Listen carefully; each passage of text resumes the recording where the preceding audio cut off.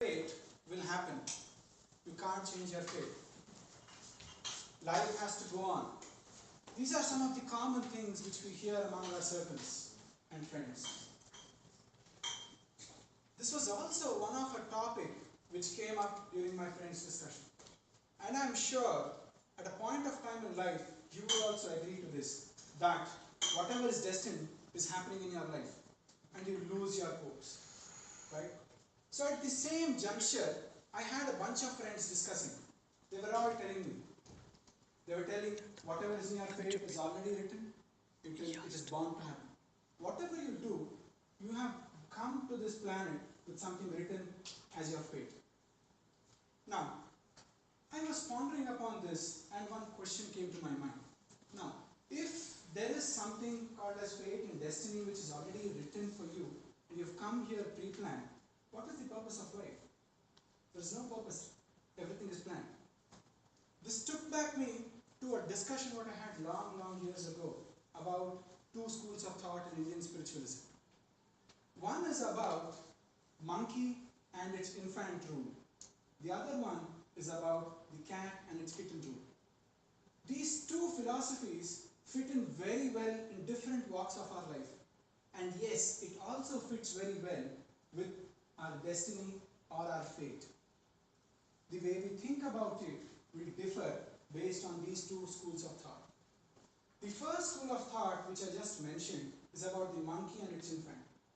An observation which you can do every time the infant of a monkey runs towards its mother, it's the efforts of that particular infant to go and catch the monkey.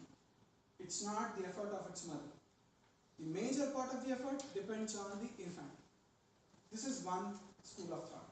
The other school of thought is about the kitten and its cat. Now, if you observe, the kittens don't make any efforts. They just meow around.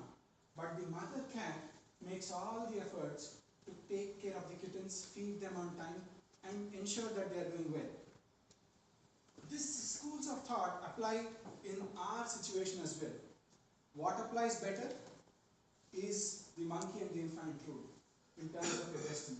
How does it apply?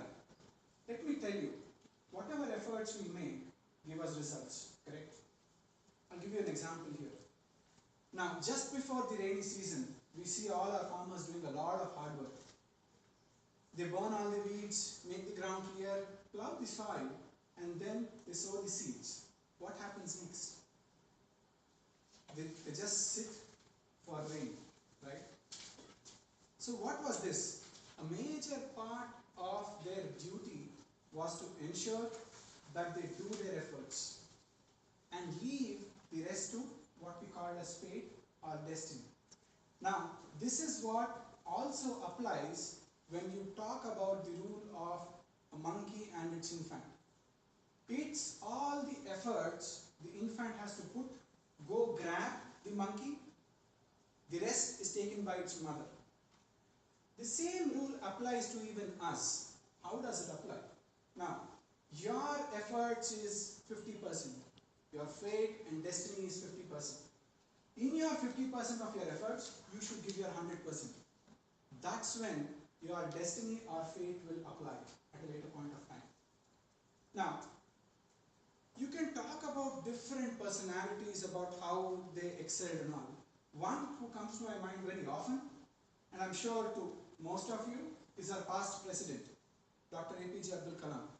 Now imagine the kind of background he comes from. If you have read his autobiography, he comes from a very small remote village, say 1930s, a place called Rameshwaram, a fishing village or a pilgrim center, where their family used to run boats.